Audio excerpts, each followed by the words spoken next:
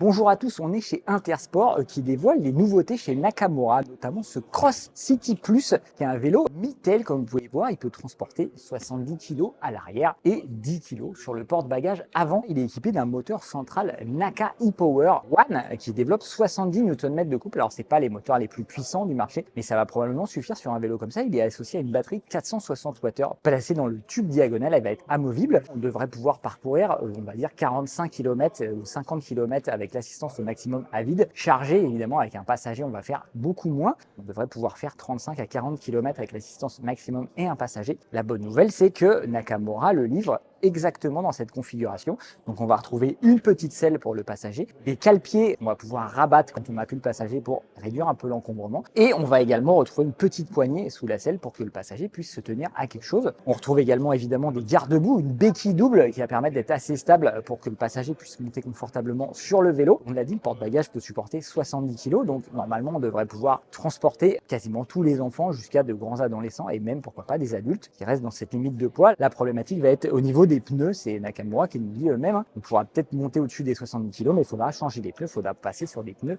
d'une gamme un peu meilleure et des pneus un peu plus résistants. Petit défaut qu'on note tout de suite sur ce vélo, c'est peut-être le dérailleur. On a un dérailleur Altus 9 vitesses qui semble un peu faible pour la gamme, mais ce vélo est accessible en termes de prix, donc on peut pas non plus tout avoir. Il est quand même équipé éclairage avant et arrière. Il a des freins à disque à 4 pistons chez Tektro, donc ça devrait freiner très fort et ça devrait permettre d'arrêter le vélo. Mais bon, ils ont fait des concessions, notamment sur le dérailleur et sur les pneus. C'est un vélo qui sera disponible à la rentrée pour 2200 €. 2200 €, c'est quasiment le prix moyen entre le Cross City qu'on a déjà testé d'entrée de gamme et qui est vendu 1200 €, mais qui peut porter que 60 kg à l'arrière, mais surtout 120 sur l'ensemble du vélo. Donc ça a limité un peu les capacités de portage du vélo, et leur crossover Longtail qu'on a aussi testé qui est plus long, qui est un vrai vélo porteur. On peut mettre 2 enfants à l'arrière, mais celui-là il vaut 3000 €, donc avec un prix de 2200 € et l'éligibilité aux aides concernant les vélos cargo. Ce Nakamura s'avère quand même sur le papier excellent. Enfin, évidemment un plaisir de tester ce vélo quand il sortira en septembre. D'ici là, n'oubliez pas de vous abonner à la chaîne si ce n'est pas déjà fait, activez les notifications pour être au courant de toutes les vidéos. Lâchez-nous un petit pouce, ça fait toujours plaisir. Posez vos questions dans les commentaires, on se fera un plaisir d'y répondre. On pourra même les transférer